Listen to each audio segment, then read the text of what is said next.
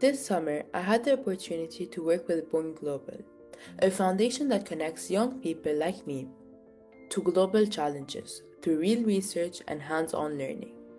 My journey began with two remarkable trees, the frankincense tree and the myrrh tree, plants that survive in the dry, rugged landscapes of East Africa.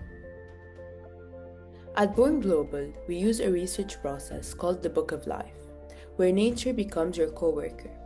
It's a biomimicry approach that doesn't just ask what can we take from nature, but what can we learn from it.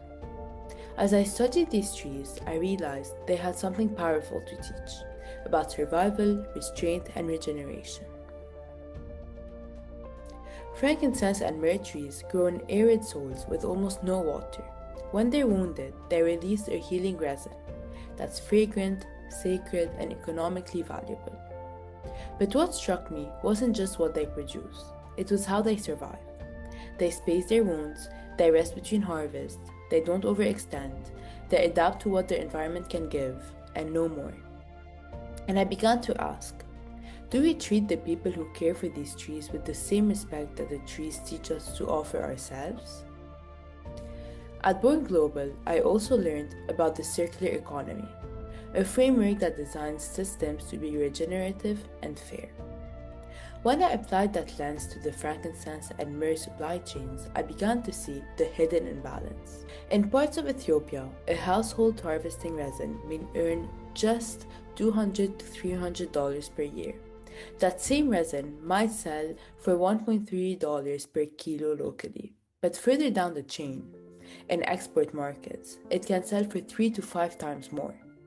This is a story of value leakage, of how those who do the hardest work often see the least return. So yes, this is a supply chain issue, but it's also a visibility issue. Who gets paid? Who gets seen? Many of the people harvesting those resins are women, living in areas impacted by drought, displacement, or conflict. Some work alone, others are in cooperatives, but still face limited access to training, tools, and markets. Their labor is essential, their choices are few. Because options are so limited, many women choose to migrate abroad to support their families. Today, over 1.2 million Ethiopians live outside the country, and women make up nearly half of all migrants from the region. Migration routes stretch across the Middle East, Europe, and beyond, not always by choice, but often by necessity. The pressure to migrate is often a result of fragile systems that do not provide stability, safety, or dignity at home. Meanwhile, the products that depend on these women, who are oil, fragrances, rituals, wellness, continue to move across the world. We trace the scent, but rarely the story. That's why this expedition matters.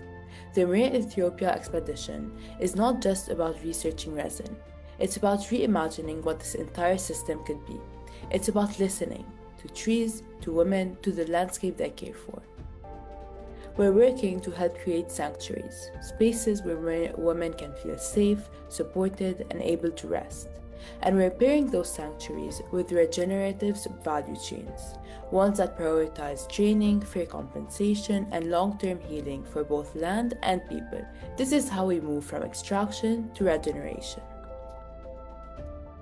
The trees taught me that resilience requires rhythm, that healing takes time, that value isn't just a number, it's a relationship. They don't maximize, they mature. So, I want to leave you with a few questions.